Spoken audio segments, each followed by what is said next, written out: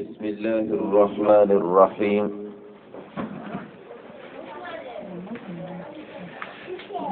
إن الحمد لله نحمده ونستعينه ونستغفره ونعوذ بالله من شرور أنفسنا وسيئات أعمالنا. من يهده الله فلا مضل له ومن يضلل فلا هادي له. أشهد أن لا إله إلا الله وحده لا شريك له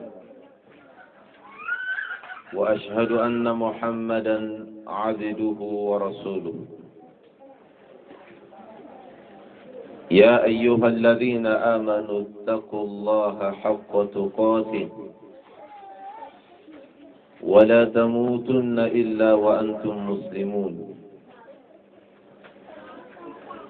يا أيها الناس اتقوا ربكم الذي خلقكم من نفس واحدة وخلق منها زوجها وبث منهما رجالا كثيرا ونساء. واتقوا الله الذي تساءلون به والأرحام إن الله كان عليكم رقيبا. يا أيها الذين آمنوا اتقوا الله وقولوا قولا سديدا يصلح لكم أعمالكم ويغفر لكم ذنوبكم ومن يطع الله ورسوله فقد فاز فوزا عظيما. أما بعد، السلام عليكم ورحمة الله وبركاته. الحمد لله أني الله تعالى فولا كبركة بلاني كفو على النملا أبرام منك أني النما من دو نو نما بدونية تاي إسلاميادي يا الله تعالى بالله أنكلن كلنانية أي إسلاميا وسباتي أنبلو كأنفتو أكا على ملكلا أمر الشرياني سبحانه وتعالى كفوتي سنجاي في مناتي يادو ولي عليه سبحانه وقوك الشريع محمد ما صلى الله عليه وسلم على جيد نودي أقول لفظ يا أمبيلا دندي مولين نسرنا منتوندو من بكم محمد صلى الله عليه وسلم بالك أني سبحانه وإن تطيعوه تهتدوا. هناك كان بلاكيلاك صلى الله عليه وسلم وأن كان دياك الصبوك كبان نبطوي كا كلا لا درين نويا أم بلا دنما أن يكون أقو الله تعالى لا سيني على دينا على ملكلا وكوفن بدين بكما من جنبك دكرونا دماندو كومنا رسول الله صحابة بلي دولا صلى الله عليه وسلم أفلا تبامي ما وعبد الرحمن ابن الصخر الدوسي أم بلا جننكا شيرتو من لون ولي أبو هريرة دي Abu Huraira ali saba fɔlɔfɔlɔ dɔli di minnu sɔnna kila dɔ sallallahu alayhi wa sallam k'a sɔrɔ a ye Maka a ma hijira kɛ fɔlɔ. a yi la kabilati a de fɔ min ma At-Tufayl o le fɔlɔ nala kila ye Maka sallallahu alayhi wa sallam a k'i sɔn kila dɔ a lala sahabai kan. At-Tufayl Rasul ka duwawu k'a ɲɛ sallallahu alayhi wa sallam a kunti ala ye Tufaylu ma dɛmɛ ala da'wa dɔ ba Tufaylu nala waati damadɔ le kɛ kila fɛ sallallahu alayhi wa sallam o kɔfɛ a ka fɔ ten ala kabila ma a de fɔ min ma ko ad-Daws. a watɔla Rasul ka bilasira ni duwawu le wala k'i kamananko d'a ma min d'a ma dɛmɛ ala da'wa la. Tufaylu ko radiyallahu anhu ale se sokɔ kan nin kɛla su dɔrɔ safu rasimi a ko a k'a ye yelen mara mɛnɛ a ɲa fila ni ɲɔgɔn cɛla dɔ ka kɛ yoba tɔrɔsi siri i kun na. ale yɛrɛ ko a ko n ti ala n'i delila ye nɔrɔ nin bɔ n tenda la k'a bila n fan gbɛrɛ ban bɔni min dɔ mɔ kafane le yɔrɔ dɔ bali le n'alu ka nɔrɔ ye n tena foyi t'a sa a yɛrɛ fɔ ko n kan bɔ min kɛ a yɛlɛ diina dɔ k'o nɔrɔlen kɔw de yɔrɔw dɔ ye Allahu Taala ka nɔrɔ bɔ Tufayl tinda la k'a bila ala bonsan na a ɲɔmɛ gesila bonsan mɛn na nɔrɔ nala bonsan o nu min na ka kɛ yeba juru siri lanpan na k'a minɛ i bolo dɔ. Tufayl ka waati jan kɛ so kɔnɔ yelenw y'a fɛ ko ni mɔgɔ caman ma sɔn a dɔn minnu sɔnna dɔn wayaki fɔlɔmaw fɛ o dɔ le kɛla Abu Huraira di radiyallahu anhu. wayasi min kɛla bolo kɔ kana kila ma sallallahu alayhi wa sallam ani Abu Huraira nala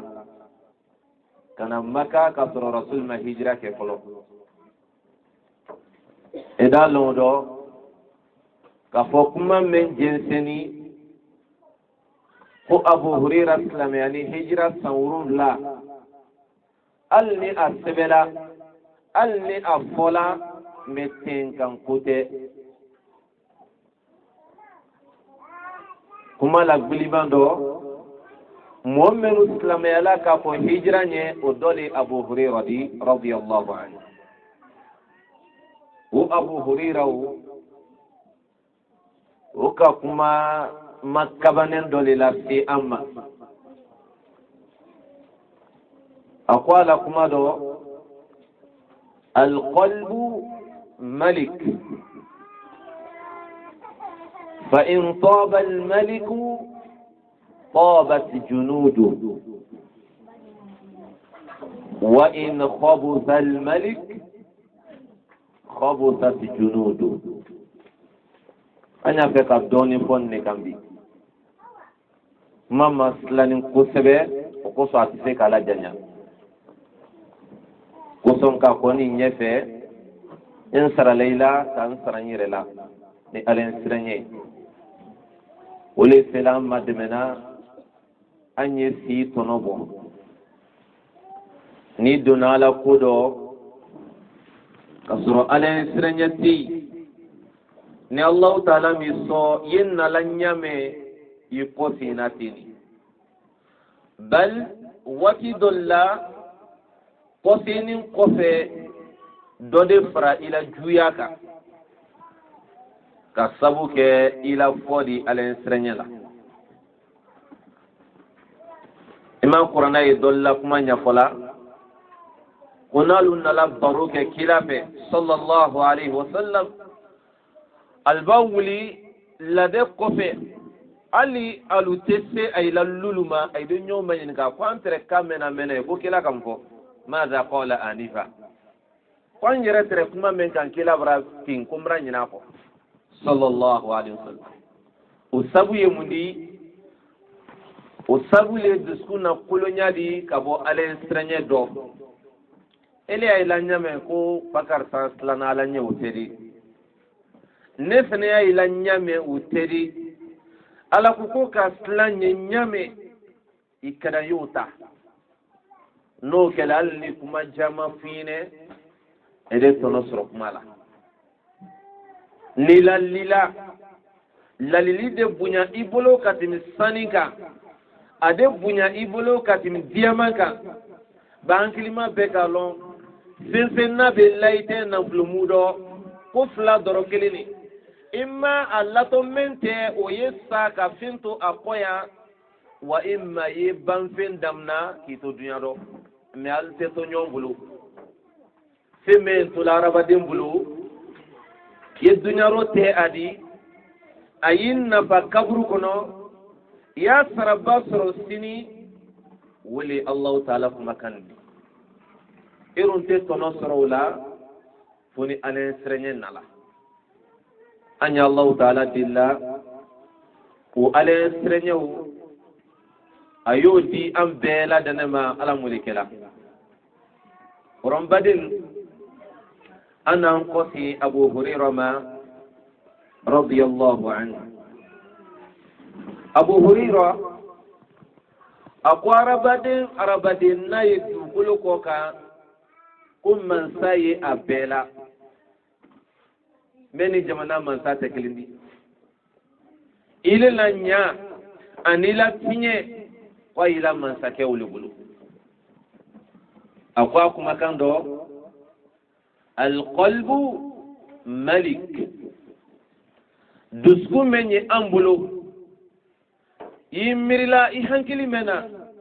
kule beta mansadi fa in taba almalik nimman sake ulinyala tabat junudu kelede me mansake bulu ko kelede ni bedenya no yisu funyalli ni kame ki silla duskune bena ni kame ki qur'ana karana duskune bena ni rakame ko na baranyuma mrato no sorala aboni duskuna nyali do abu hurairah radiyallahu anhu أقول وإن خبث الملك كوني من سكمي يبلودي نو كفسر نو جنكرولا ولا سيكسر خبثت جنوده كلا دمني ألمني لقو بدتين إبا كانت بي الله تعالى ما نيكا بركة أتك الله تعالى ديما كوري ألي لمني من كلا صن ni duskun tiena wallahi te tanasra la manulla robadin annabi kuma yi duskun wulika anye duskun mafene tenkanu yemendi wole ka fako duskun shaman salini bi wala duskun shaman jankarotoli bal kalla allah ta'ala la banaye an duskun ila bi na fola ko banaw tuma mu'mina ayi salali wallahi banaw la mo fatat mishiya katim coronavirus ka si mena bola an do bi karamodo lamenado chedo musodo denen wala mo bado abanati men duskuna akado kusebe be dondon kelado duskuno na bana Allah ta'ala ko même duskun jangaru toy ako la jangaru makka fuli fo ama bati ko fori ako fi qulubihim maradun fazadahum Allah marada kamen ko fo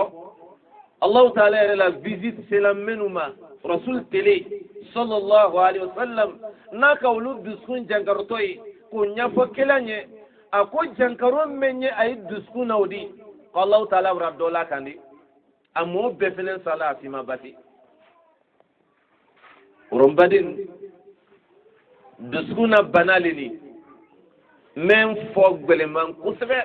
parce que ni ki dabla do i yera sonika yana se la menama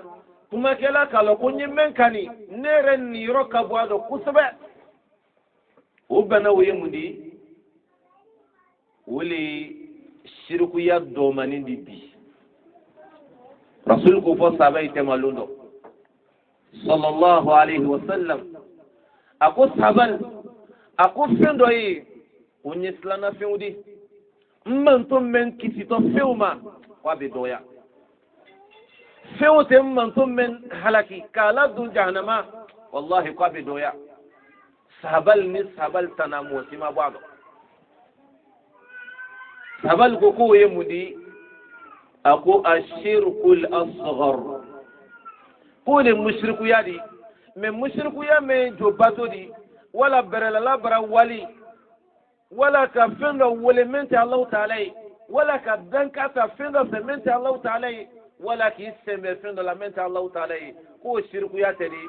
shirku ya men slay nani ko ka do ka tinoka sabal kon roflila ina fo kon roflila nyame aluka rasul majidika sallallahu alayhi wa sallam ko shirku ya do manu yemundi rasul ko arriya ko le yereira bela danen kira lo banali men censena ali batu dakunobi wallahi be chey yemusu ide musu afilla ala sildi makaba ka sabuke alam mafadi ani batu kenya bere meni ka dusul sege do surate kala la kuson yereira do rasulun go ka aslana andi aslana simenye anna kodo kolodi wole jensena bi ali doba fani dobbi ida yereira do doba kurana karambi wallahi yereira do doire bala kufobi ida suru yereira do doba saraka bobbi wallahi anna fuiti wala yereira ko arum banali anye Allah ta'ala dili ala ambe kisama wallahi nasruna ila yereira nasruna ila barado afitini surna iddusuna aliba la ilaha illa Allah fo atinafa seliteri sunteri femmen duma alanye fembedi no la ilaha illa Allah yi ko fo yereira kan wallahi atinafa ima Abu Hurairah yiko radiyallahu anhu Abu Hurairah ani rasul buluma kala lundo sallallahu alayhi wa sallam aku man as'adu an-nas bi shafa'atika ya rasul Allah aku kila kunya fe kimayinika nyafe ila surna dunin tirma mu'min surna imman tuido bedi nyafe yo foyene na fala ko sini ko kila mul makada sallallahu alayhi wa sallam abulo solam mo fulama menma ko jonyo wuldi rasul ka Abu Hurairah kama kuma gusi sallallahu alayhi wa sallam Abu Hurairah kun ka lon fi ka bi wati jang nyinin kalin ne kono ntere men jila ko abra kewdi ntere mun jila ko lonin dumaynye mo fulama men wato nyinin kalin kala ne ko le Abu Hurairah di ko ron kibra man nyinin ka أبو هريرة أسعد الناس بشفاعة يوم القيامة من قال لا إله إلا الله خالصا من قلبه أبو هريرة مؤمن ترمان دونا نصرنا دون كنا بدي kole modi même la ilaha illa allah fo mais ko dala foli tedi ala ilaha illa allah fo khalisan ayke allah ta'ala yere kuson ka kuma kanin fo yire tado ka kuma kanin fo kaba yere matado ka kuma kanin fo ita walla tanduli fe ka kuma kanin fo khalisan liwajhi allah ita fu ifado ko fa alaysa onni momen sila ko ke momen ka bato ke dunya do yire masura do ala krekere la bato do kombolo soto wulli folo masini ko lado arjina bono annu be kadam na nere maka sima idio le kuma dumani men fulini ne woti la tinna kiyamadi simen baki duskuna allah ta'ala wuli mafana inna allah la yanzuru ila suwarikum wala ila a'malikum walakin yanzur ila qulubikum wa a'malikum rasul qudsi sallallahu alaihi wasallam if kokana men allah ta'ala la yeli te selawu na baraka sha wala baraka doli allah ta'ala la yeli te selawu Allah ta'ala makuyi mena arabade la kodo amena krosila amema fenena kule an duskundi no bena wasi mena adila bara ma fene mena ki duskun ma fene kasro yira doyado kay duskun ma fene katrefe doyado ta'ala kodi ala makuti la bara badima musulman alle ka shiambi ambela kumalini yira yeriran ne yemo la perdi la sini na fula ko anya damadi la nyonka jonka sabedi momen kasa amberi o seman perdi to sini ka sabu ke yerira kunni ko sa sabai islana ko sebe anya nyeba nyuma men ko anna salaful ulu islana ko sebe yerira kunni la o ko sai ka batur dum ay siku bedela ay la batu atenya fo men lo wolle lona ila kuiro note ayeka dum wallahi ay siku bedel adine na mobabe kayri lanima keti ima finke folodi allah ta'ala ko ala lillahi dinul khalis bara men krekreto bara men selinyato bara men bubuto kam wolni boado ka barakelam ni boado ko allah ta'ala yuli fe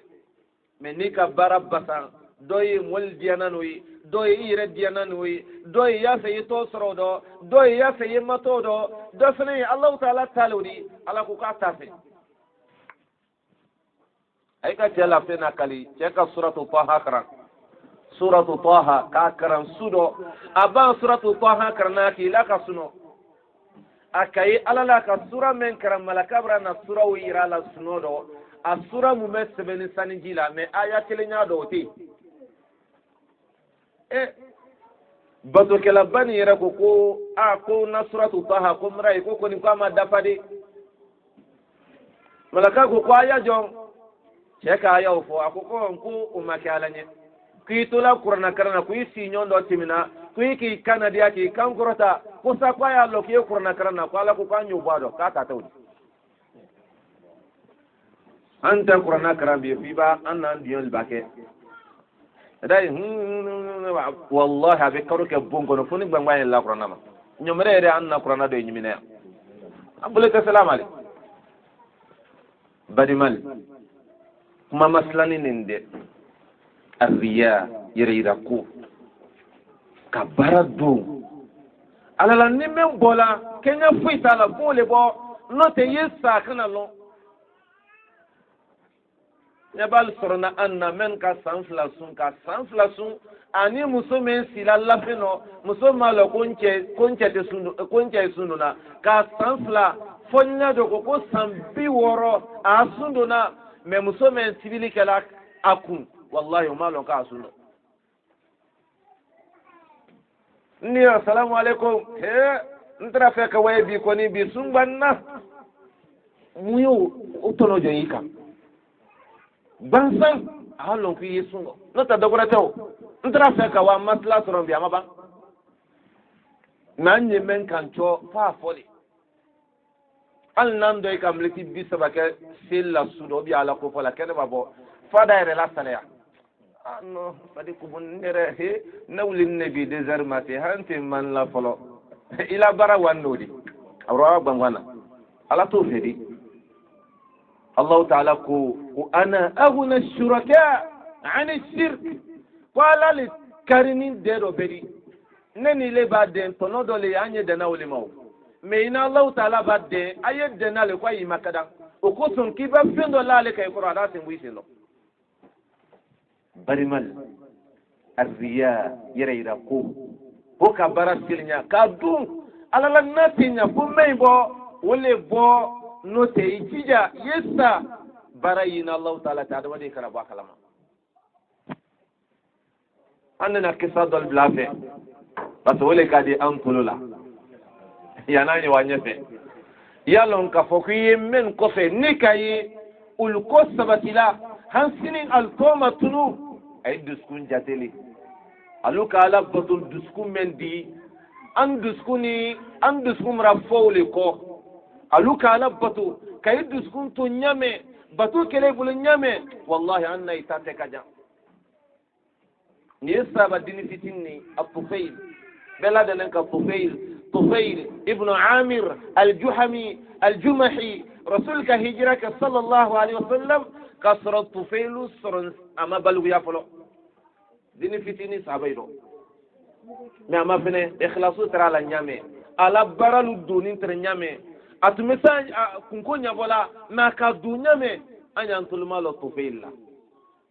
طفيل لما الطفيل لو لن نلقى أن يكون طفيل لن ينام يدم نني خبيب لا سيالفه خبيب أن يدبي لدوتي سابي تو فلا تاير مالو بادي خبيب يسول ديبا نانغا فزاكو كنتوكو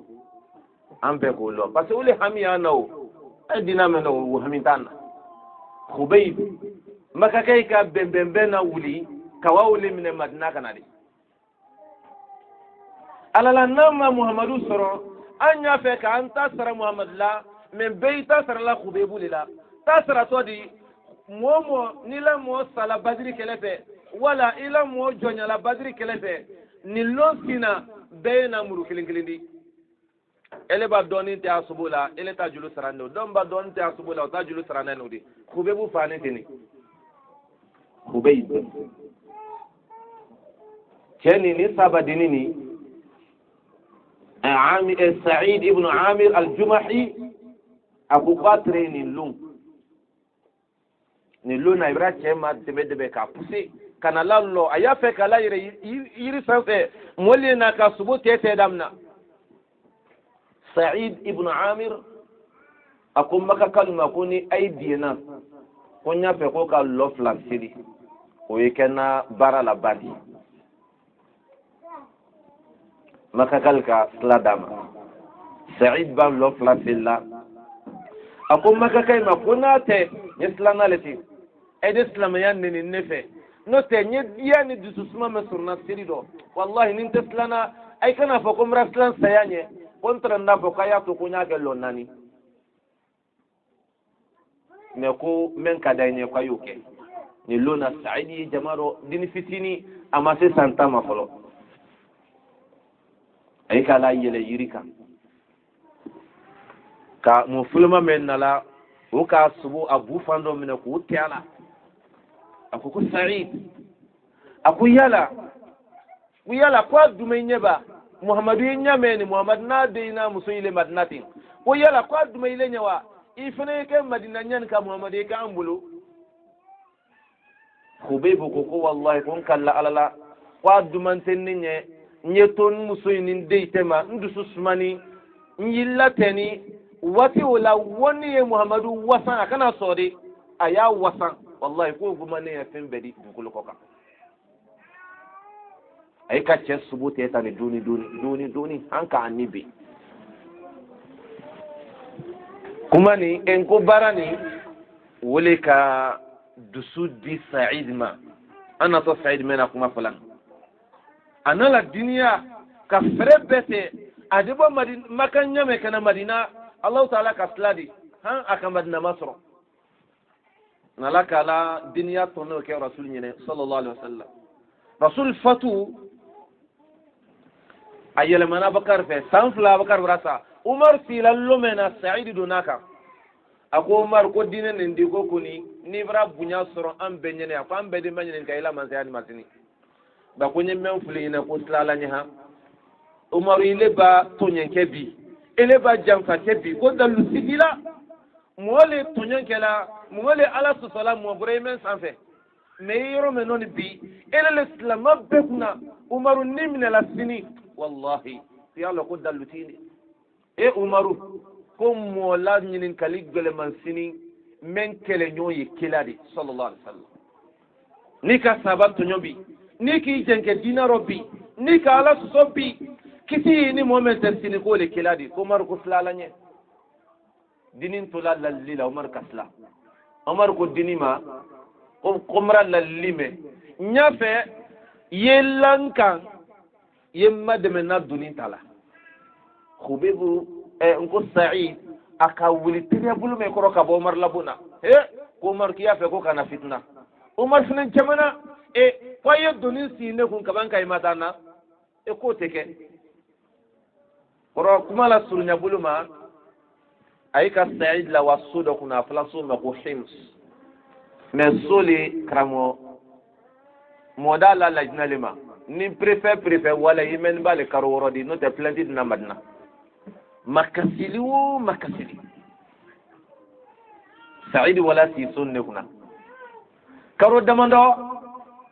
délégation wala so wala kana Umar ko bulukolo men ay la soko no ko nyafe ko ayul to sebe ay ga mo fulama to sebe ka fulana to sebe asabana ko Sa'id ibn Amir Umar ko Sa'id join ko anna kika préfet mena wa an ma ko ambero bulukolo ndole fina wodi soko ne nene le wode ke nama ben dunya be ba kalama Umar ka wakilin dinar wakilin bi franyene million bir kalodi dinar kilin kan ka be gram sanin gram nan ne ma wakilin ako bla bodoro kay wodi masakema sokuna si fenta oglu odo na chekan lumena Sa'id sini ala kiti terola asonko la kodi ako inna lillahi wa inna ilayhi raji'un muso ire burla kana ko mun keni ko muso ko fitna ko balaw babrake ko mar le sani ko ka bunko katimoka ko kelele boyani islamaila ko ka bunko katimo feninka ko fitna fe ko ka dona bunguno muso ire ko ko ba ko anyela nyonka ko ka fitna o kelele ko kana do anka mais muso malo ko wurle nani kuide mademe ko ni mademe aka wurla boka ira musula ay ki si kala talay koro wallahi alu du sagbe balu masro Sa'id lika watininke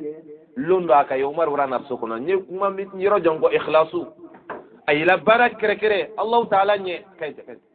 ay la barak kere Allah ta'ala nye ay la kusunte bo alala kenya le tala no ta be samo talon na dole man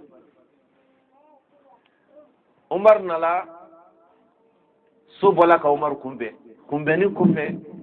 ako ko ay la préfet ko Umar ko na préfet men ko kay ko sebe ko me ko plenty sabayamul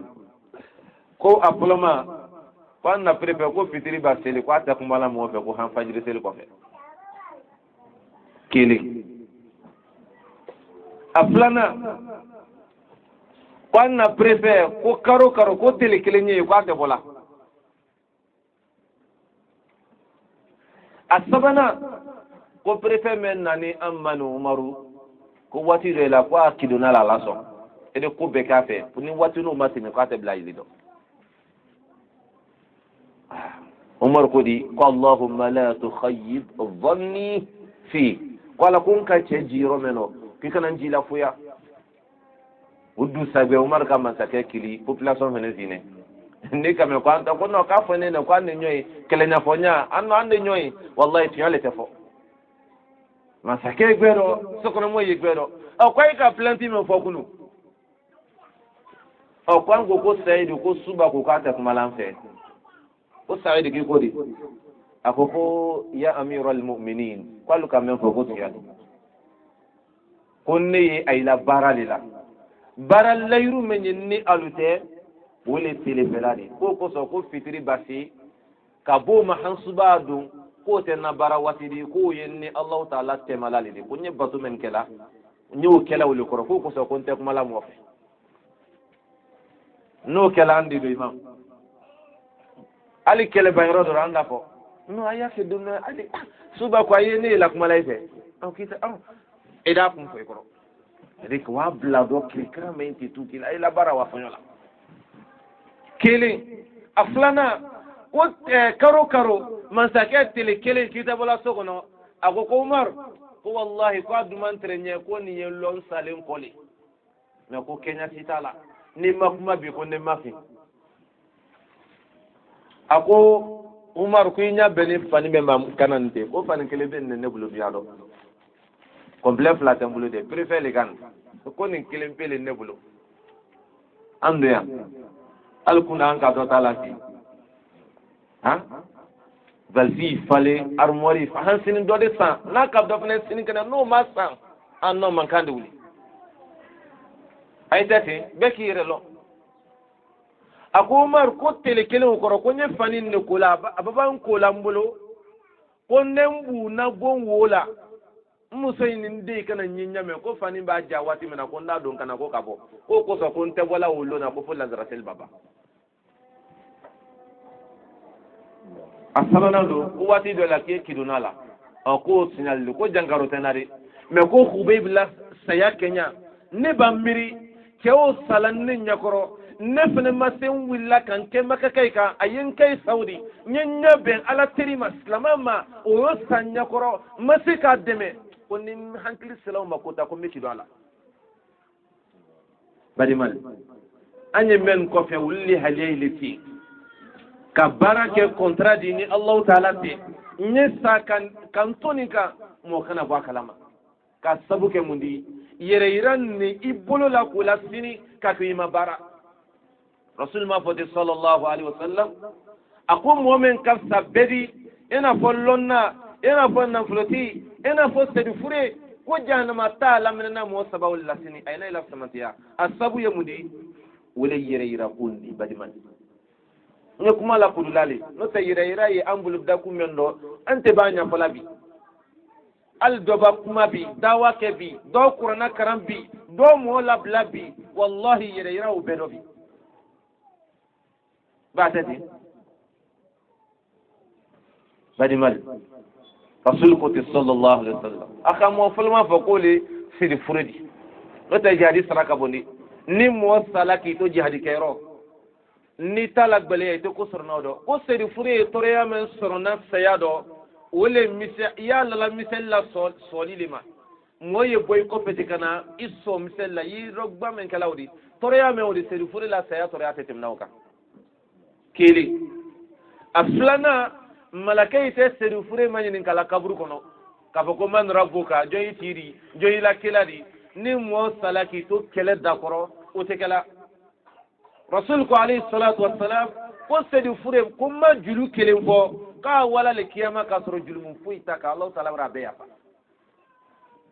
me ko ala bena sedu fure do la lo sini ka manyin ka ko fakarsa kuma fankadi mawa ada fo kala ki ka fankadi afiu ko nere kan na fanka wole do ila dina dafe nka mol kele furu hanka wanni to ado Allah taala da ko kezab kibra yafo fiki la fanka ni na bara duya do ko sam wol yafo ko fakarta yilatel fakarta abra dina deme fakarta abran ke ko rom rafode ko men foni ik tolo do no matolika men no dunya odi ku sarale wanode ko sarate ne bulia adanya ti lonnal ma no te moti men ka saka yulonna imamu moto linyefe ومن أحسن قولا ممن دعا إلى الله وعمل صالحا أقول سورة المجادلة كنو يرفع الله الذين آمنوا منكم والذين أوتوا العلم درجات بل الله تعالى في سورة فاطر دو قرنا كرنا من كايرتنيو من كبرت شمكو مما شمكو جنات عدن يدخلونها قاف بدار جنكنو مقال ابو دولار لو سني كاسما انيدaka ka lafli tado ka sabu ke mundi yere yira fakar samila bla ko ala ko nka qur'ana kar alhamdulillah ko neret me qur'ana karan kan kanadi an kan molla bla kala silike ala ko nka shaman ke ala ko do ala da ko kezab kuike kanadi ala ko sa ko molla fa ko fakar sa ko sankarana atati sungarul la toten ndi on nebra juzu tane kenti yere yira la ina ko saralu la nyebe anya donali ka doncho idio kana long ile seniro na kunu long isiku bele imanan kuna wudu manan kuma mbakan nafsini manan kuma mbakila kema wallahi wali la baran mali ko sonni yere yira donala itatiena qallahu ta'ala da fodi ukadab iwiya fika karankele ko sa ka fo ko karankela lidi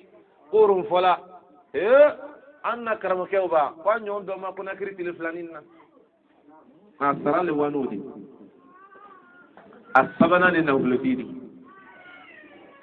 me dipasi bakela dina do ka dina binase ka molu so me jama ka ala kuson Allah ta'ala ba manyin kasini adafu qala qul alhamdulillah ika sensendia ko nka bedo ala ko da be Allah ta'ala da fari ko kezam fiki yire yirali ika men finance odi itrafe mol yalo ko finance li billahi mbadin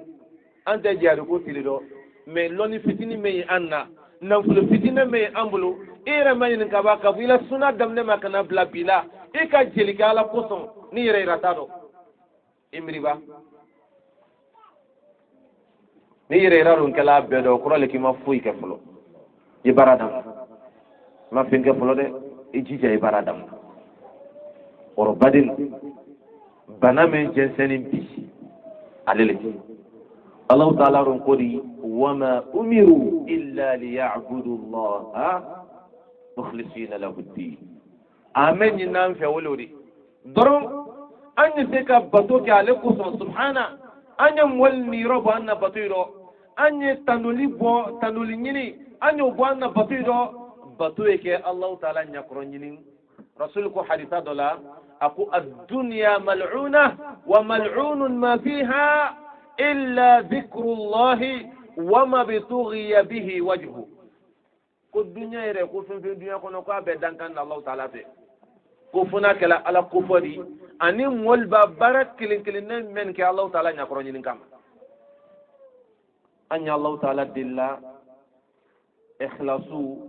ka di an bela dana ma barado ala mulikela oro badimal ire ma fenede akwanye liyabluwakum ayyukum ahsanu amala anna kunya dunya do ya wulin kwanye bara me Allah ta'ala ya fe ka amma fene jonne bara lanya ani jonte na lanya la anna kunyalin no ta banto sini abanto tere arjine e kemai men kan ka wajah no mawdi masro men kan ka warjina kuno beri tamasro me Allah ta'ala ya fe ka anna fitifte ka anyiram walla jonna ke Allah ta'ala kuson jonta ka kuson fudayli kuli fo ko bara ni sarati flama dafala wallahu ta'ala tafe akayan nikran qul yabluwakum ala ko kaya anna bila ayyukum joni ando ahsanu amala no be nya barano ko sarati fla no dafala bara la ade fo ko baro brake baranyumadi men sarati fla ma dafa ezeti ka bara jule ke alni bese walila alni beki mato akwa foloma bara ye ben dinama aduma ile ninya ba an shima suna da wule aba karamo ila men wala alere ba karan sebe ko na bro ye few ma aduma alere nya kwa wanya men fa keti ni ta tebe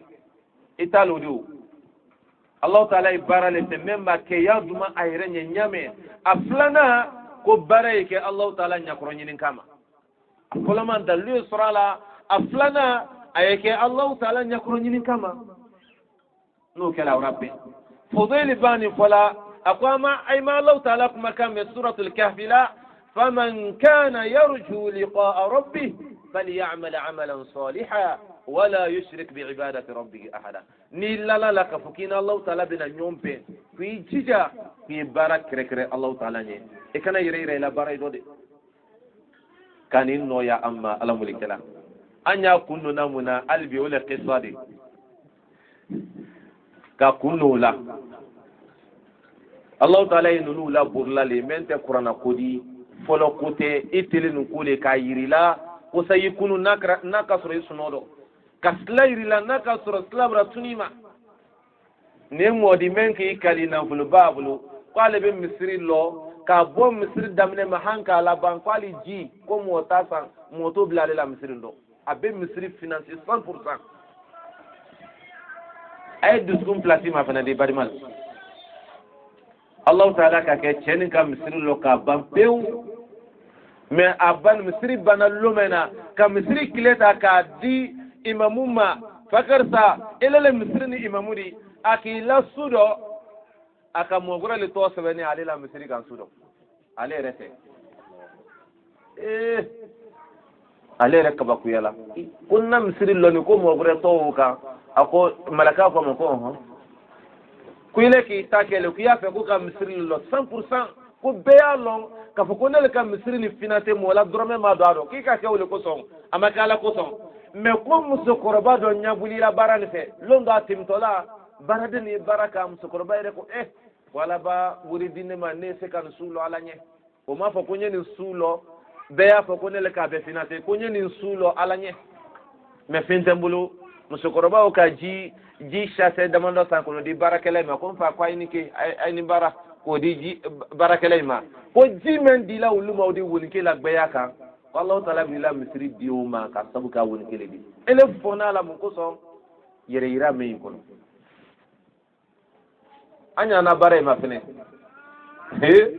ne kuma ne niki laki miri ka damne ne ma ka siwa ila bona yimiri ini ala temalado ka kul jabo idi kali ka fogo kabi sorna kana bla bila ma bara folo pasan na bara fuiti men kala Allah ta'ala ni ida soro mol ni ya do to ashiala wala do yala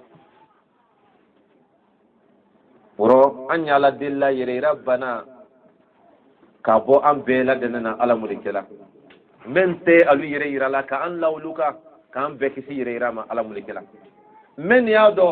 anya ala dilla ka tubidi anul bela denama ka am bo yere irado ala mulikela amma ke fitine men kela uye ka Allah ta'ala ni kam wal ni bado ka an ni bado ala mulikela an lo yero le nibi ma tela anyi nkole fosi se kuma jante mbi kuma ma jang doron iko si wila ire ma fene est ce que ne la bara kala la koso ma ubi akala la koso doron na kuma ire la nyini wolidi sini kay bi ante se la bola an nodo fan ventibra shaya bumusitibra shaya sunabra shaya islamaya ire bi a suna folali islamaya lamfone bi ka timfembeka mun koso atekela kisele kan anna dinay anna fanile do aye anna baray do aye anna fani do ayan fadiro meni kan dusku ma fene wallahi ala kote 100% o ko san fe yalaw an fe yali yoro mendo wulini banya ala dilla kay khlasu di amma ala mulikala albi annana kuma la timi kumulma aye do kala an fakenye anya no le don amba na kuta anye do kala nye kalela an fa solka fipeni sur mabra ko inye anya Allah ta'ala dilla ka lay yafa alubela danama ala mulikela albi nka wole fawulo nyin ko sela o kelenima deni jija aye dolan kan kusebe men fenen kabun katimininka wole karanta la sidi luma ka karanta ula si fa kofe ha utono ka ba akandi ite ko ke ifanye asalin ko men sela karando imma ile qur'ana karan wala yidina kitabul karan wala yemo gore karan o sere tinya modo nyini menena mo karan ke ifala lukono wallahi ite ko ke la nyamani sudo ika finfin ke ifanye abedo nyetalini ayay jija ala kun nisbati faqo والذين آمنوا واتبعتهم ذريتهم بإيمان ألحقنا بهم ذريتهم أنك تشمبال على كفلال دي muyi ala ko fo nyefe fos an ka lawledi nati ay kada ala ko li sabata ko fede no kala abra kotu me ala yi an kisama fasalen ka komentoi dina komentoi ala komentoi neyina naw ko ma fali ay reslateri batali heremen doni ay la heretendu ifa heremen no tela ka batume ke yewle kunani ni ko kwa tama ifene to batoka ide boy numa menile ka batola lo fala heremen na to abe day kelimari atisi ko felama nyo pola yine ka ferebe la deneke ni sabati lukono ka ferebe la deneke abake sigila kumeka ayay jantu sinji do wattaqullaha alladhi tasaaluna bihi wal arham sinji anyan jantu do de nene kanka fo anka lon bi problème ba me la jine bi sinji ko le sinji ro posoni fambe ya kilintadi ali so anya nyamalala men mabi wallahi edwa soron dolla sinji ro dian capital kono be katem sodil na modol taka be kuno do na nyoma be nyon ko tournado be motelluma me hereka na badi manye an fa alno ma fo wuli alno ma fo wuli an signadi bi doni te sanfe molo sanfe mo fene malo ko mo yin kofe bebri kafa bebri tuita sanfe rasulullah sallallahu alaihi wasallam ko allah taala bamen ke sinji danina ko sinji wala lo larchi trofe akonti ala konna ni ne ka tanka traife ya fe kam bla mu'min ni nyon tewdi ko adama de hankli ka surunde adama de mahira soro ade sinji lafli ni juma ka soro ko be sinji lafli alayte dien ni mu'min ki janto ne sinji ro yuti jitu dunya do ya jitu kiyama allah taala ko sinji ko momo ka fenyile do ka daila ki rodia ko mo jitu dunya na jitu kiyama akoy konti ala ni della ni momen kan nete ito tite nya allah taala ko mo sita sinji te ko fonyo jike oro anyol kuma ole tolan koya ko fam badinye badiya men sini dinaka madama ni nyolo la ilaha illa allah ka kuma le kan kafine element tono soro dunya do element tono soro kiyama me kana ka mamunu menete ka kosi wallahi anna nalitun fus makala ayay jantu sinji do di wattaqullaha alladhi tasaaluna bihi wal arham inna allaha kana alaykum raqiba allah ta'ala kuti wa islam ale alanye ay nyon tarala alamen tola ay islam sinji nyade ako ko pedi inna allaha kana alaykum raqiba ay bake ko kudo ko yallo ka fo allah ta'ala ay kursila anyay ay la kulfe niki janto sinjiro anyay la nika sinji mabla allah ta'ala nyay la di am badi mameni lumaya badi antol bela am bela den nakumali mama sunna jonfe woli aludi wallahi ni denu nyala fanya nin kofe o heret sabatine yo flayne wati be imam musa ni khadiri ay wala ka dandana wuli sokono moy ko kan tayfe ante lulanfe mote jilambraya sumantambolo bontambolo ayetemi ay wala ila fina ji soko kane may watola dandando e sokono ya fe kabe khadiru ko musanye fanye donina janye dandan nawli folo ay kam mirki waranka kamiro lallo konyuma kama badi kasoro kayla dunita kawa ay ma miriti long mo ma fokinike musa ko karamo ko ni fene makabandi momen ma anjiya ay ma jidama ay ma kuma kan duma fanye ele waranka nyen ka baraka sokono molnye e ma danay rati long mo fene ma soro sokono men kifo khadir la dantedi do ko kwanye bara men kan danna men awlini ko fartane la wudi la koro ay balu bola wuli doy nin dandani bena sayda fartane ko ay balu ko abide nin dandani bena cheme bakalu nya ko foni kamarbal ka chenta ko son kankani nallo me ko fartane flala ko tede ay bemba wurum flana men ka soni gbente kana abuhuma salih bemba wurum flana wole kala mo nyumadi ko mamarim tadi yeleman ko wurum fla wali ay bemba mo nyuma wala herel corona ambi ja fala nya fala here alu kono de menni kay a wasoladi wala bratunu wala helemen tere obra boy asabu ye jodi fa wanin ka dementu akko ima zakariya ka do ke furu akodi fahabili waliyan min ladunka waliya yarithuni wa yarithu min ali yaqub nabi malhaminan nila wala ko nya fe ke den dia den tete ndronde nya fe ye cheta den duma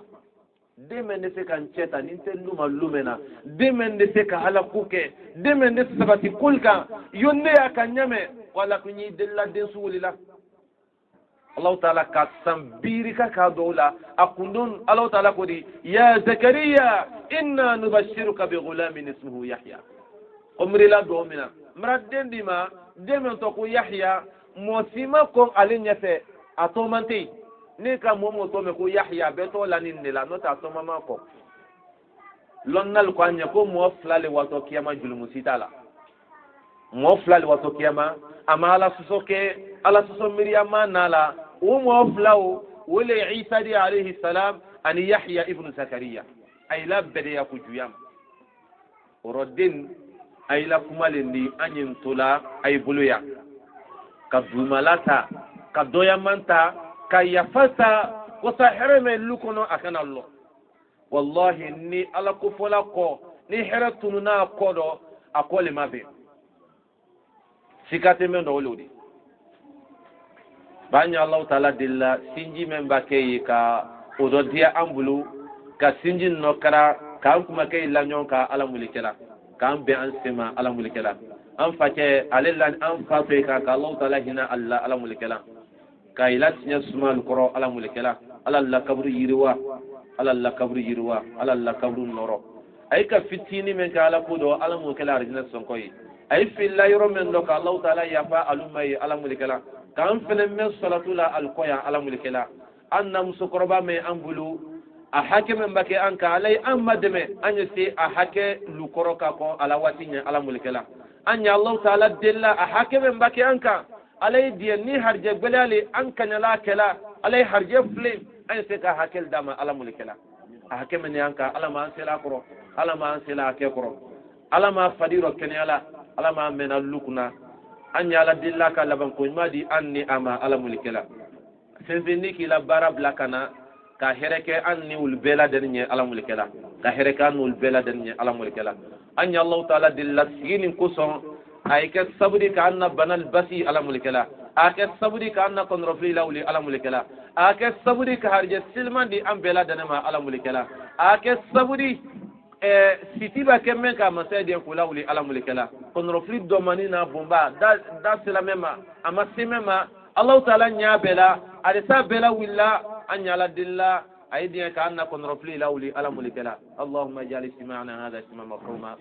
waj'al tafarruqana min ba'dihi tafarruqan ma'suma ولا تجعل فينا ولا معنا شقيا ولا محروما اللهم لا تفرج جمعنا هذا إلا بذنب مغفور والسعي مشكور وعمل متقبل مبرور سبحان ربنا رب العزة عما يصفون سلام على المرسلين والحمد لله رب العالمين السلام عليكم